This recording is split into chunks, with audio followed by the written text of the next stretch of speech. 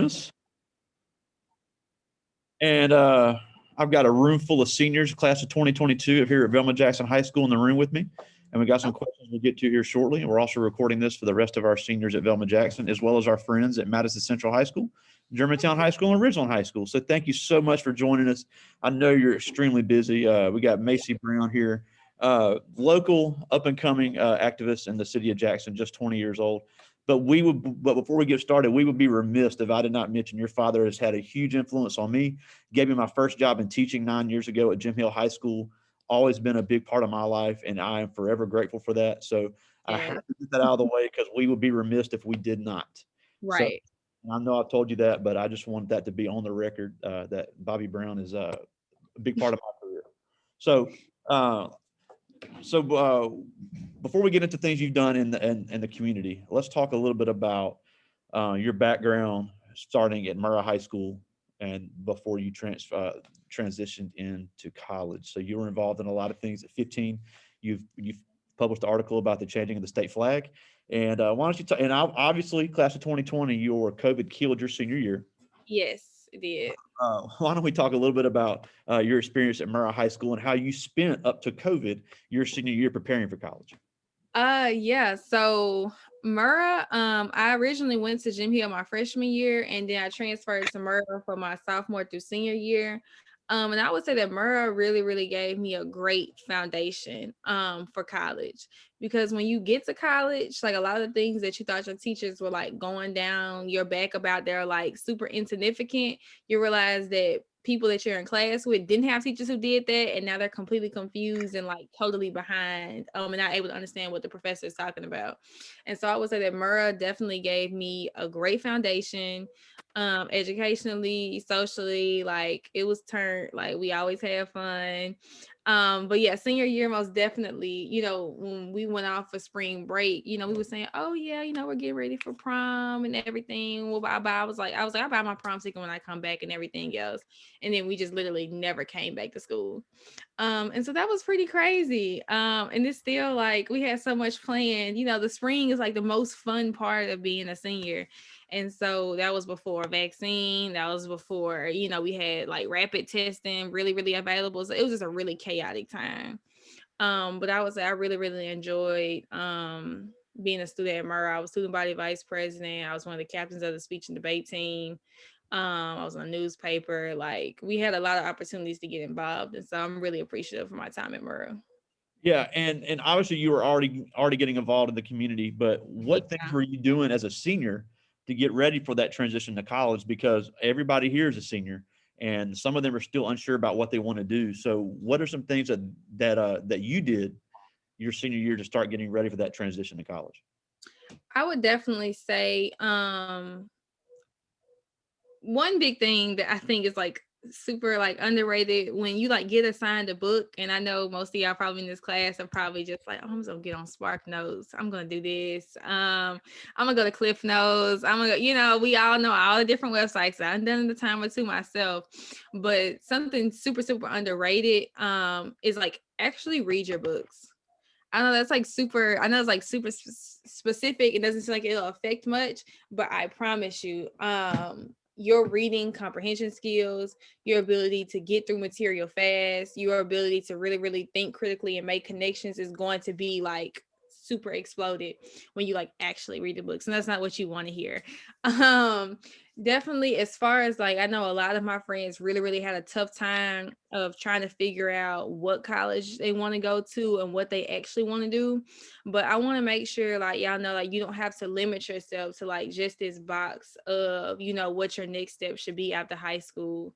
I had some friends, and also like follow the dollars, y'all.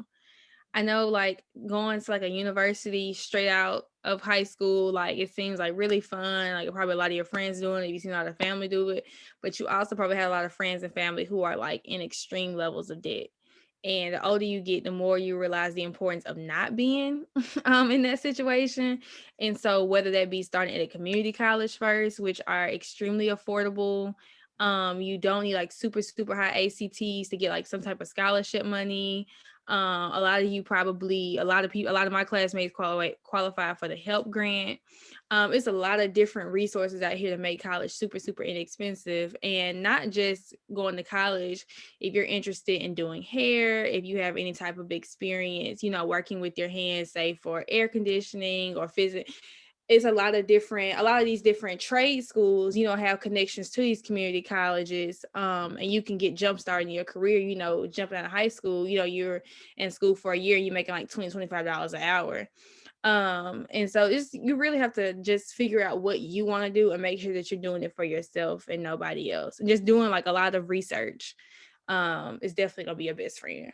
Yeah, and that's funny you say that, because before you came on, we had just talked about if a university is not your plan, that's fine, but it does not need to be because you think it's too expensive. Because, like you said, a lot of these areas, can qualify for the help grant. It's income based. If you think my family can afford it, you'd be surprised what FAFSA can show that you qualify for, and that's not a student loan. That's not something that I will. mean, and even like certain schools, like I think at like say for instance at Ole Miss, I think it's called the opportunity grant, opportunity scholarship. Like if you have parents, like if you're like a first generation college student, especially if you're a Black first generation college student, schools like Ole Miss will like almost pay the entire thing. So once Ole Miss puts their money in, once financial aid puts their money in, you'll realize that you're not paying that much for college. So like you said, don't let the price of it deter you from being able to go. You have people, it's an organization, I'm sure Get to College has been there before.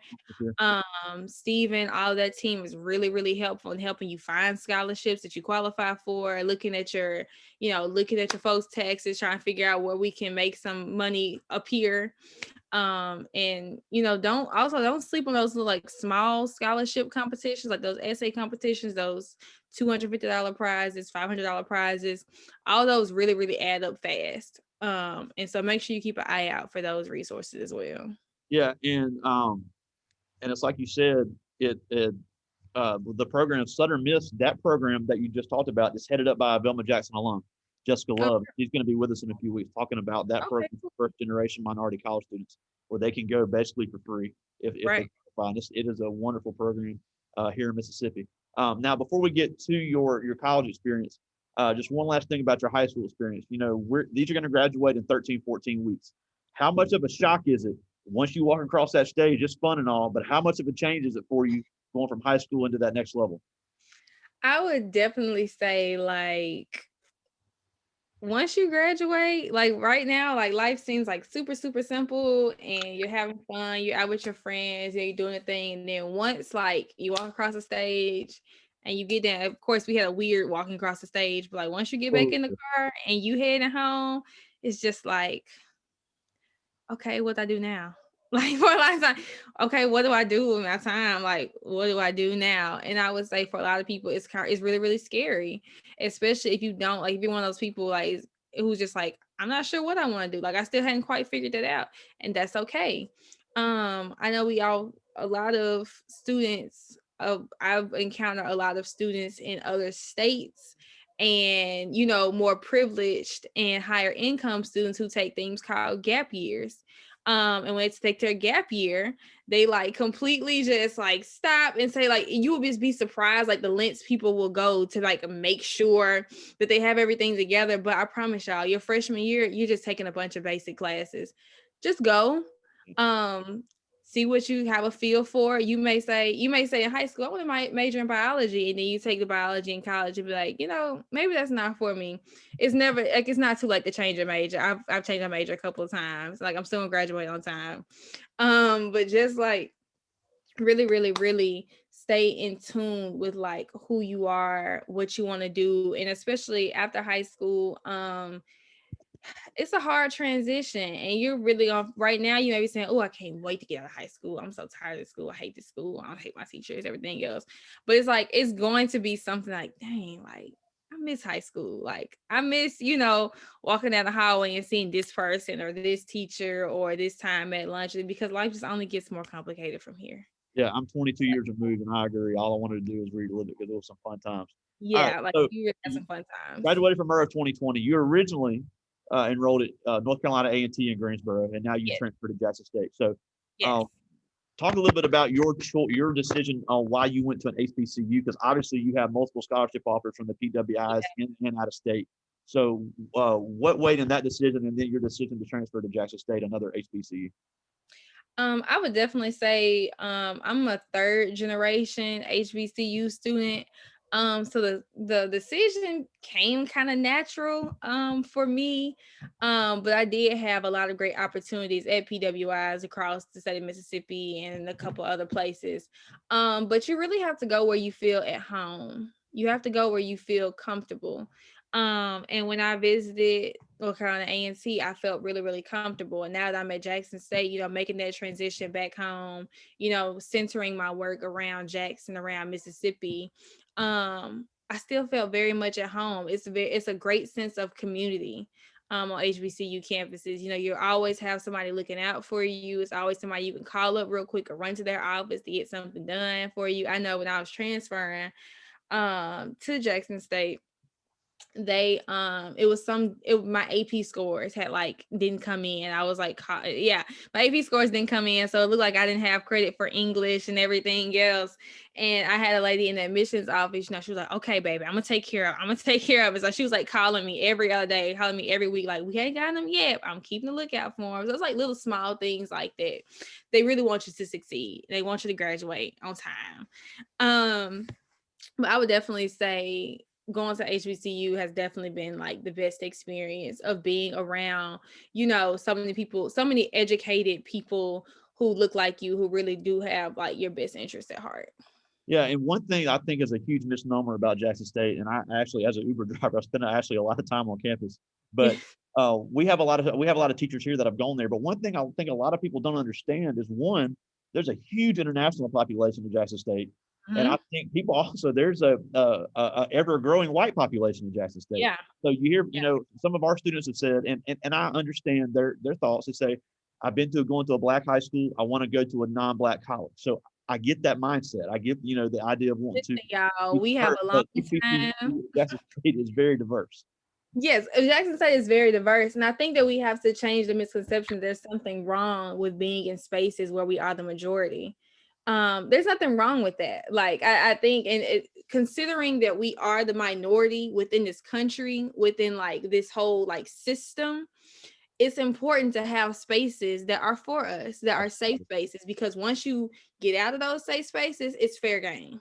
Yep. You automatically become the minority. You automatically have certain barriers, you have to work hard to get through. And so make sure you appreciate the spaces that so many people fought for years to create, because at one point in time, the color of our skin wouldn't allow us to even get an education. Absolutely. So that's why these institutions were built. And we have to understand that, I know, and for some people are super anti PWI. As some students I know who say, I'm not going to a PWI at any point. I want to go HBCU all the route.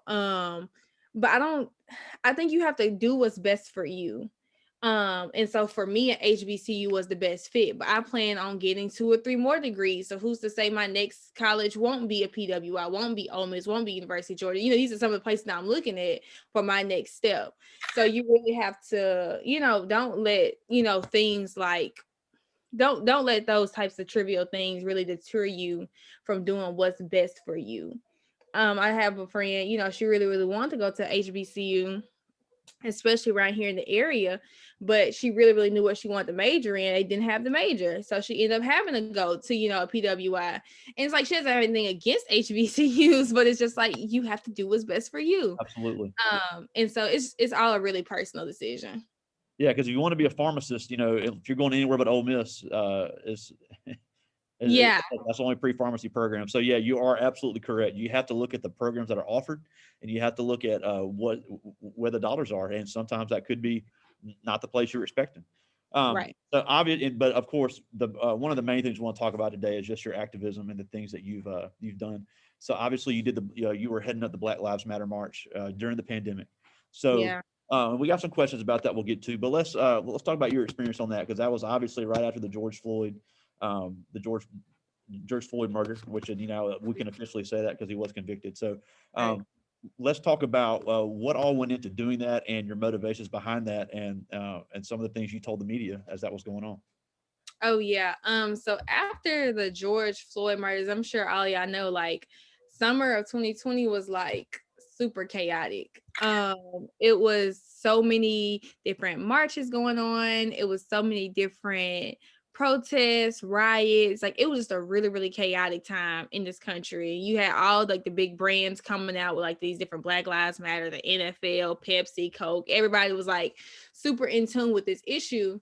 And so after it happened, me and a couple of friends, we were all talking. We were just like, why isn't Mississippi a part of this conversation as far as like activism and the protesting goes? Like, where's our opportunity to be engaged? And so we literally got the protest together in the matter of a week. Wow. In the matter of a week. Crazy enough. But the biggest thing why it was so successful was because of community. Community really, really helped us get that march together. And so when I put out the flyer of saying, hey guys, we want to do this in front of the governor's mansion on this day, that's when like the pandemic was like, there were, like you said, like not much rapid testing, no vaccines, nothing like that. So it was like full blown like COVID-19 like in summer 2020. And we just simply asked, hey, you guys want to like donate PPE? I won't say PPP. You guys want to donate, different little snacks, water, because it was hot, because COVID now is very, very hot here in the summer.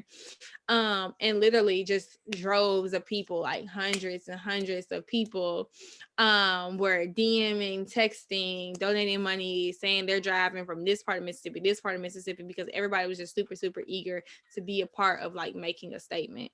And so what started off as like a social media flyer, like that Monday, like by that Saturday, it was like thousands of people out there in droves coming to hear what we had to say and march around downtown Jackson. So that was like a really, really that was a really cool experience, and definitely one that I would like always remember.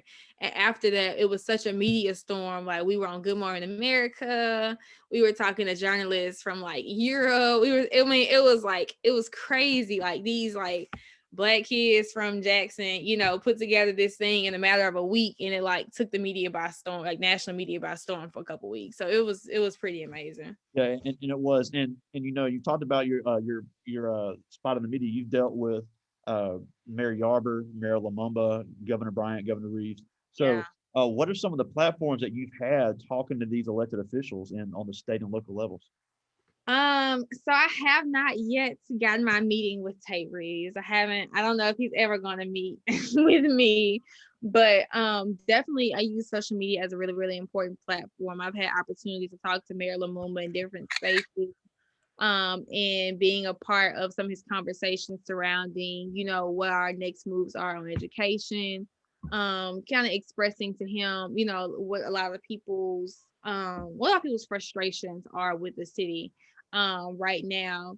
And so I think that it's really, really important to stay in communication, or try to communicate with your local leaders, with your local officials, because you'll be surprised what issues they don't know exist, because people aren't there to tell them. Absolutely. And so I think it's super, super important to try and communicate as much as you can. You may wonder, okay, how?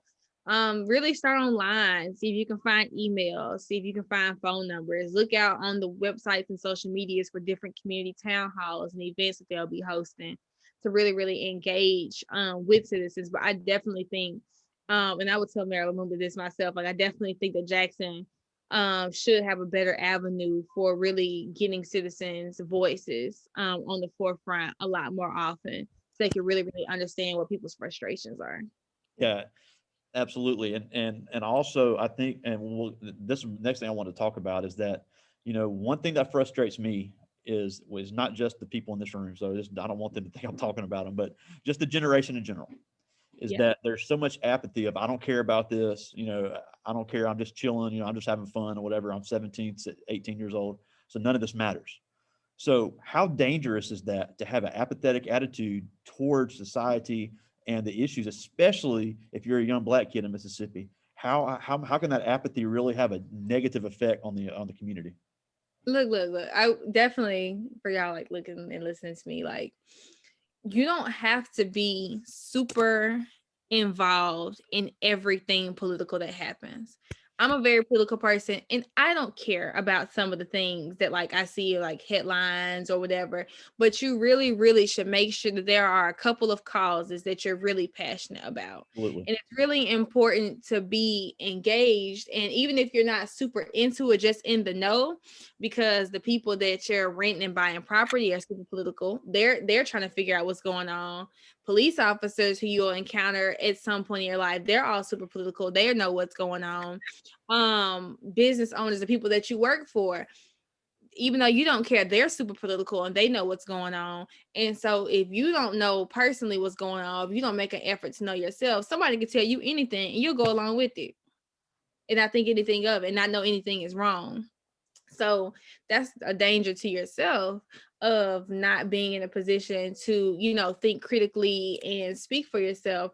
But it's also dangerous because it's just like at some point we have to grow up and we're going to be living in whatever condition we allow this country to become. So if we don't engage now, in like 10 years from now, everything is just going, it's just like, but we allowed it. Like we didn't say anything.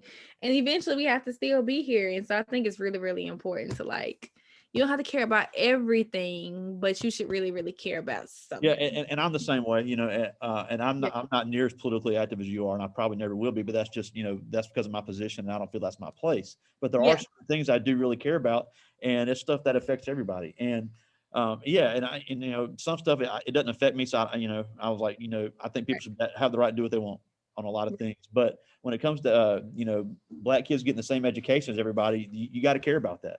Right. Because it's like you said that you told the Mississippi Free Press once that you can have different opinions, but you got to learn to work together.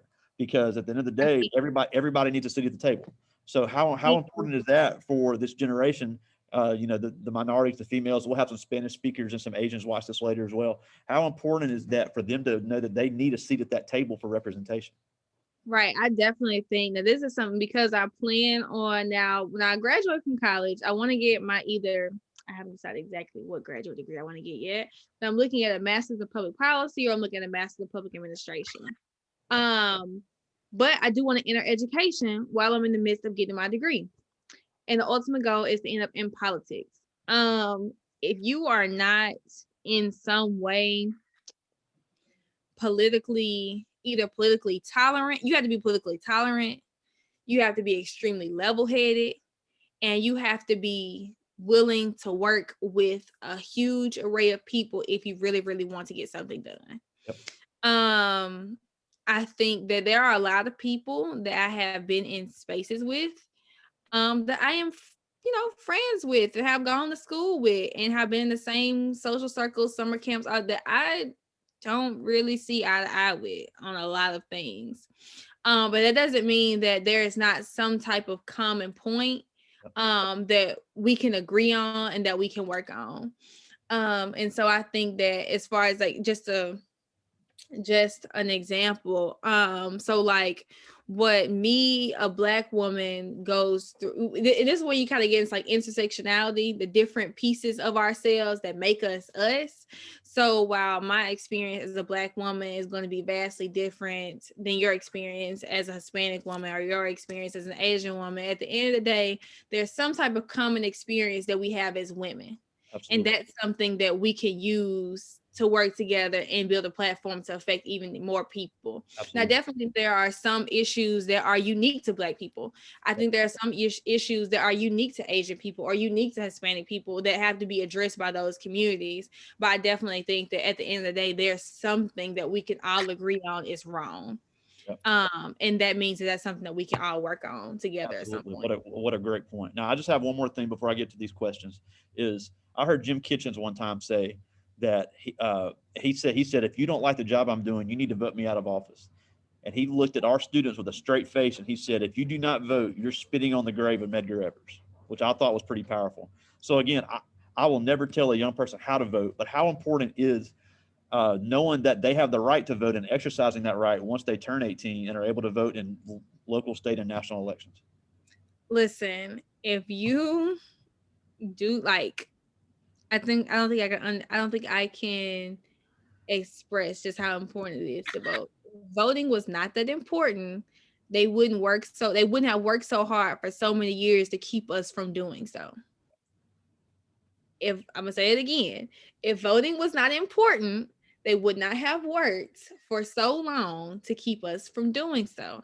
Voting is one of the most basic principles of like civic engagement that you can do. Like it's what people literally died for in several different spaces and states and cities all across these years. So you can have the opportunity to simply cast a ballot. Um, Voting allows you to make decisions on who you want to represent you. You know, it allows you to express how you feel about certain candidates in different positions. And I think that it's just, I mean, it's super important that the moment that you can become involved in the political process in that way, that you should, because the people who are in power are the people who benefit the most from certain things in society. They're going to get out and vote. Yep. So if we don't do our part and get out and vote, how, I gotta say, if you don't vote, like I really don't think you can like really have a say or like complain about anything if you have the ability to and you don't. Absolutely. That's another issue. And I definitely, my next issue, I work with the ACLU of Mississippi now. And if any of you guys are interested in kind of like figuring out more of what we do, how you can get involved, if you want to like come like ask me questions, shadow me, like that's cool too. But one thing that I'm definitely passionate about is allowing disenfranchised felons to be able to regain their ability to vote. Because I feel like traps like disenfranchisement, technical violations on parole, all those things are just like ways to keep you disenchanted from society and to just put you back in prison. So I think when people do that time, look, if you said that was what I was supposed to do and I did it and I'm out now, let me really, really become back a part of society. Yeah, And I'm 100% with you on that one. And that's, you know, one that's of the most basic principles of society is voting. And there are around, if I'm not mistaken, around 200,000-300,000 people who cannot vote in Mississippi. And you know how, because they're felons and because they have, not all felons can't vote. It's only 23 felonies that can't vote. But think about what a difference 200,000-300,000 people can make in a state election. absolutely. And you know, most of them look like who? They look like us. So think about what big difference that makes. Yeah. So if voting didn't matter, those people will be able to vote. Absolutely. And it's hard enough, you know. And one thing, I don't know if you know about Bradley Lum. He's really had the program lately to try to get ex-felons back to work, because a lot of, I know a lot of people on both sides of the aisle that really believe it should be easy for somebody to get back into society. But yeah, you're absolutely right on that. On felons being able to vote, I'm with you 100%. But I do want to get to some of these questions, and again, these are all seniors. This first one, I'm gonna start with the toughest one. This is Corlin Murray. And she asked, do you often find yourself in fear of social or other consequences that comes with activism? I would definitely say so, because like I even know like at the protest, I am like 100% sure there were like FBI agents there. That is like my theory, and I'm sticking to it. There were some people who looked real weird in some real weird clothes who were speaking another language amongst themselves, but speaking English to everybody else. Y'all, I'm dying on that hill. I don't care. But I definitely think that there are some, you're going to, when you enter the realm of activism, when you start talking about the things that make people uncomfortable, you are going to have some pushback. I've had a lot of instances like internet trolls. I've been called every type of N-word, every type of way. I mean, it's a lot of, it's social media has given a lot of people the platform to hide behind computer and phone screens to like say whatever they please. And so I definitely would say in today's era, I feel like it's slightly safer to be in activism now than it was back then. Like I'm not as worried about like my home getting bombed or like, different things, like the Ku Klux Klan is not like coming out of the woodwork like, just 50 to 60 years ago. But I definitely would think like social media has given a platform to hateful comments and a lot of pushback. And you're gonna have some people in power who don't like to be called out. And so you may have to worry about not being able to be in those spaces with those people right now because they don't like to be held accountable. Got a lot of keyboard warriors out there. I agree. Yeah. This one is from Jasmine Williamson. She's our Miss Velma Jackson, and she is planning to go to the Air Force and be a nurse. Ah, She asked, what's the most complicated part of your platform?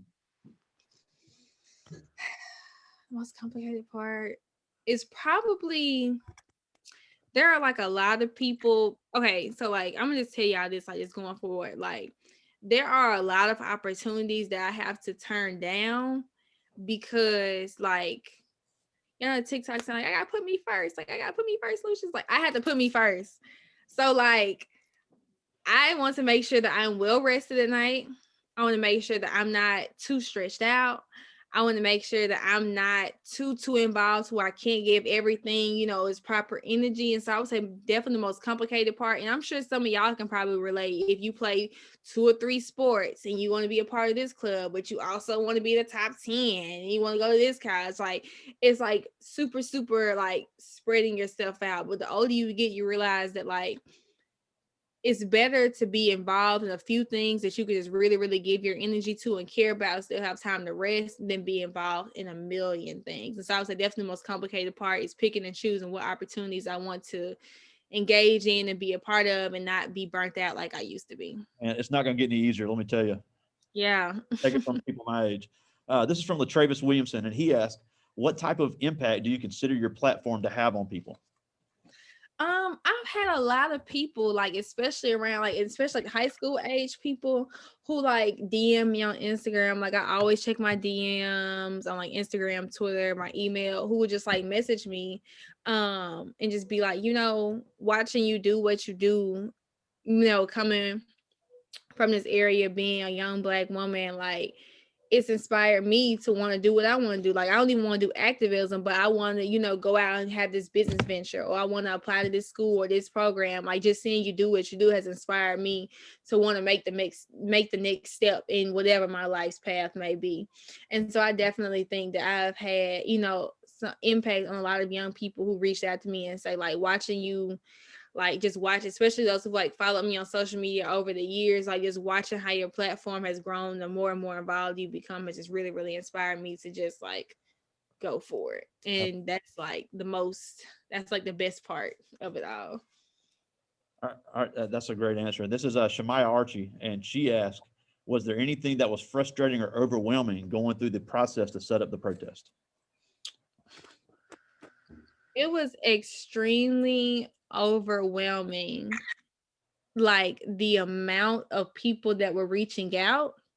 And I knew they were reaching out like in good faith, like wanting to help out, want to be a part of the process. But like there was sometimes like, because we were working, like we would wake up early that morning. We wouldn't be going back home to 9, 10 o'clock at night. And the amount of people calling and texting and emailing and all these different things, who were like not who were like doing it in good faith, like really wanted to help out, but it was just too much. Like sometimes it can just be too much, and it's just too engaged. And so I would definitely say just the amount of people was just super tough. And I knew everybody was like doing it in good faith, but I swear like after that I was like put my phone do not disturb It and just really like did take off in a hurry. It was quite impressive just to watch from the outside looking in. I don't know how you did it. I This don't is Carson Day, and he's our Mr. Velma Jackson. And okay. this is a college question. He said, how would you describe the overall environment at Jackson State? Bro, you want to come to Jackson State? It's lit. Like come to Jackson State. Come Yeah, to Jackson State. If he's you want interested to in going tour, there. look, come on, let's go. Let's tour. Let's talk. If you missed the Velma Jackson, I know President Hudson. Let's go talk to President Hudson. Like, give him your information after the fact. Like, I think Jackson State is like the epitome of like when they talk about like a Black college experience, like it's cool. Like right now, like the football team is like actually like super good right now. So football season is even more fun when they're actually winning. And so, different things like that. I definitely think Jackson State is a great choice. I think that a lot of people think like, oh, I don't want to be in Jackson. Like I've been in Jackson all this time. Like it's gonna be lame. Like I'm like 20 minutes from my grandma's house. But I promise, like even when you're on campus, like you don't feel like you're at home.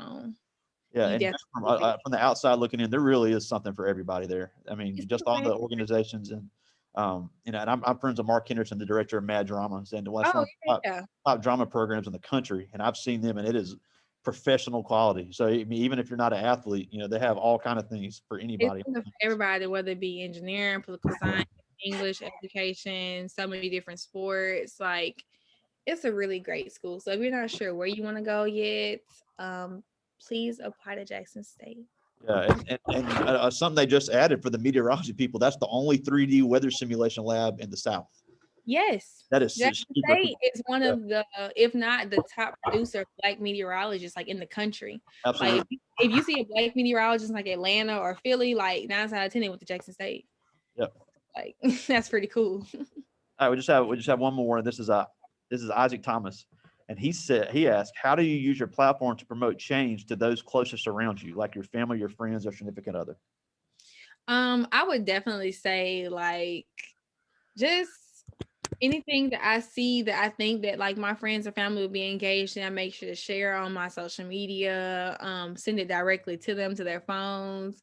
Like if you see something that you think that your peers should be interested in, like text it to them. Like I think I got group chats, like send it in a group chat, post it an Instagram story, like tweet about it, share it on Facebook, whatever the case may be, because somebody's gonna look at it and somebody's gonna be like, I'm really been interested in that. Like for instance, right now all of my friends are super, super interested and always texting and calling me about the medical marijuana bill. That's like in the process of possibly being approved and going into law because that's something they care about. And so just me sharing that on my social media, the progress that bill has made has like engaged even more people in the political process because they finally see something they care about. Absolutely. Um, and so I would definitely say just sharing, sending, like doing everything you can to just like raise awareness, and eventually it's going to gain steam of its own because more people are just going to want to be involved. Absolutely. All right, now before we go, and we thank you so much for joining us. I know you're really busy, but I do want to ask, like everybody that's watching with me now, you grew up in Mississippi and black and a female, and you're only 2 years older than everybody here, but yet you've done some incredible things. So and it's like you said, it's not a matter of if, it's a matter of when these obstacles are going to be thrown at you and them. And Right. I yes, mean, everybody can't be, obstacles are yeah, going to be thrown at us just as black people in yeah, general, especially black Mississippians. I mean, I went to, what they consider one of the worst districts in Mississippi, but like, I'm not paying for college. I know I'm still getting a good grad program. Like, I can still read and write on the same level as people that I've debated from all across the country. It's not about like where you are, your environment, your school. Like, it's what you decide to do with what you're given. yeah, and obviously everybody can't be as active as you. Everybody can't have the high ACT scores, but what can they do to follow in footsteps of young people like you? I would definitely say that know that activism looks different for a lot of different people. So for some people, your activism may be in your music, it may be in your writing, it may be in your art, it may be in a lot of different ways. It might not be protesting, it might not be talking directly to elected officials. You may be more in the background, but you have to realize that while I may be, a lot of the face for a lot of things, or maybe a couple people who are the faces of a lot of things, there are a lot of people in the background doing a lot of the heavy pulling and a lot of the work to even get us into these spaces. I mean, there are so many people who helped us in the background of the protests who, might not get all like the glory and the faces in them, but not everybody wants that. Some people just want to be a part of the process and go ahead about their business. And Absolutely. so I think that it's definitely a space for everybody. And I definitely want y'all to know that like once you graduate from high school, after like freshman year of college, your ACT and SAT score don't matter. So if you like, I have my best friend, she had always had 4.7 GPA through high school, everything else, but she could not get a super high ACT score. It doesn't make her any less smart because obviously not if she has almost a perfect GPA, but some people are just not test people. Some people just not test people. Some people are just not like super high stakes pressure. And that was just personally something I always started in. I love time tests. I'm a maniac. I love like high stakes. Like I'm just trying to get it. That was like my thing. But all my friends was like, you're crazy. I don't like this. Like I can't, I know the information, but I just cannot perform. I had like this person telling me it's 10 minutes, 5 minutes, 2 minutes, 1 minute, close the book. And so you just have to realize that those types of things that are like super, super focused right now, they won't matter in like just a little while. I promise you, when you're in college, when you like, oh, I'm a junior right now, like when you're a junior and y'all all sitting struggling in the same class, somebody gonna be like, hey, what did you have in the ACT? And when you were 17, nobody cares. We're all in the same space now. So don't like let that type of stuff stress you out because it won't matter some. Yeah, and before we go real quick, go ahead and give us your Twitter and IG handles because you're a great follow on Oh social. yeah. Maisie Brown JXN. That's MAISIE Brown JXN. You put it in the Um chat here. yeah, I'm put in the chat. And that's like my ad on everything except Snapchat because I do not use that. But Yeah, follow me, and I follow most people back. The people I don't follow back are just like bots and stuff. yeah, and like and, and you're a great follow, just great information. Just putting the activism out there. So, and again, and we thank you so much for joining us today. Extremely busy person. Please give your dad my best for me, and Oh yeah. and come and continue doing what you're doing. Thank you so much for joining us Oh today. yes, thank y'all. Bye. And Well, if you ever have have any a great day. questions, DM me or whatever. All All right, we will have a great day. right, thank you. You too.